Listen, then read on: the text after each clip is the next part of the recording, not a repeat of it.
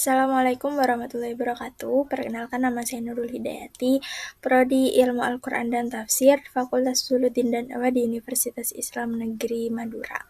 Pada kesempatan kali ini saya akan menjelaskan tentang sejarah perkembangan Al-Quran pada masa dinasti Umayyah setelah sebelumnya perkembangan Al-Quran pada masa Khulafaur Rasyidin.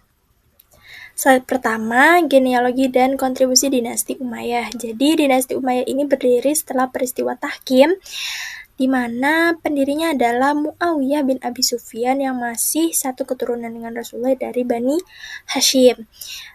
Dinasti Umayyah ini berdiri pada tahun 41 Hijriah dan berakhir pada tahun 139 Hijriah. Ada beberapa khalifah penting seperti Muawiyah bin Abi Sufyan, Abdul Malik bin Marwan, Al-Walid bin Abdul Malik, dan juga Umar bin Abdul Aziz, di mana di pemerintahan khalifah-khalifah ini terjadi penyebaran mushaf, terus bahasa Arab sebagai bahasa resmi negara, mendirikan pusat pendidikan Al-Quran, dan juga banyak sekali peristiwa yang terjadi pada masa dinasti Umayyah ini, di mana ibu kotanya itu terletak di Damaskus. Dan ada beberapa peristiwa yang berhubungan dengan sejarah Al-Quran yang akan dijelaskan di slide selanjutnya. Slide berikutnya, kodifikasi dan penyempurnaan penulisan Al-Quran. Jadi setelah sebelumnya di masa Khulafaur Rasyidin itu ada Mushaf Utsmani yang masih gundul atau tidak ada harkatnya, tidak ada titiknya, masih polos. Jadi di masa dinasti Umayyah ini Gubernur Ziyad di bawah perintahan Muawiyah menyuruh Abu Aswad Ad-Du'ali untuk memberikan titik.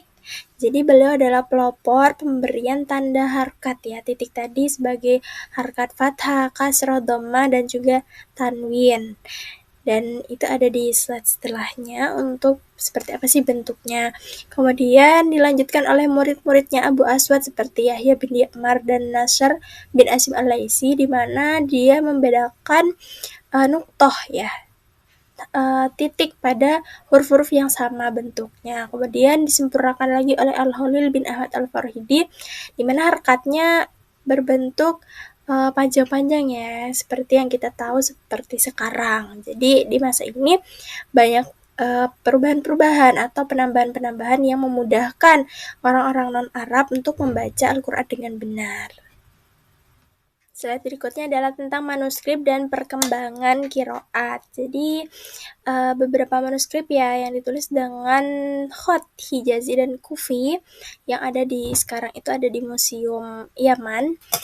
Dan ini contoh ya, contoh penulisan pada saat itu, titik yang menjadi harkat, kemudian yang membedakan huruf, yang dipelopori oleh Abu Aswad Ad-Du'ali dan dilanjutkan oleh murid-muridnya. Tidak hanya itu, di masa ini juga ada perkembangan ilmu qiraat di mana imam-imam qiraat itu hidup pada masa ini seperti Ibnu Katsir Al-Makki, Nafi Al-Madani, Ibnu Amir Syam, Abu Amr Al-Basri ya, Basrah, kemudian Asim Al-Kufi dari Kufah. Jadi ada 5 imam qiraah yang hidup pada masa ini.